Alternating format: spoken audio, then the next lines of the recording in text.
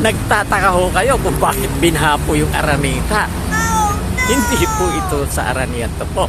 Wala po tayo sa Cubao.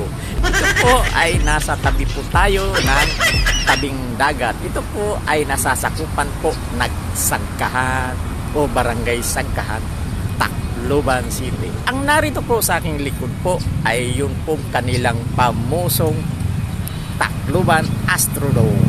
Ayan po. At ang kanyang nakapaligid po, ngayon po ongoing po na kinukonstruct po itong breakwater na ito. At palang araw po, magiging pasyalan na rin po ito ng mga tao. Sa likuran po niyan, dito po, balik po natin.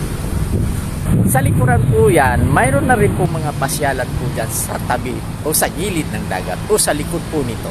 At maganda po rin po dyan sa umaga or sa hapon, katulad ko po o nating mga senyor na nanonood, ay dito po ang kanilang pagpapalipas ng oras sa umaga man o sa gabi.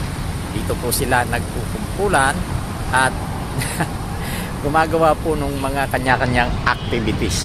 Malaking bagay po itong astrodome na ito noong kung nagkaroon na sakuna, dilubyo, disaster sa ganun. Noong panahon po ng Yolanda.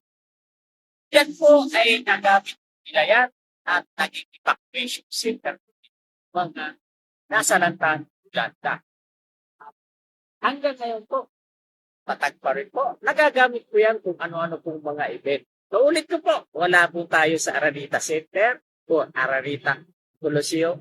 Wala rin po tayo sa Cubao dahil sa Cubao po wala naman pong ganitong may tubig. Ito lang po ay ang pamusong Astrodome ng Tacloban o Tacloban Astrodome. O siya, hanggang dito na lang po. Kagaya ng sinabi ko po sa inyo, maraming salamat po sa inyong panonood.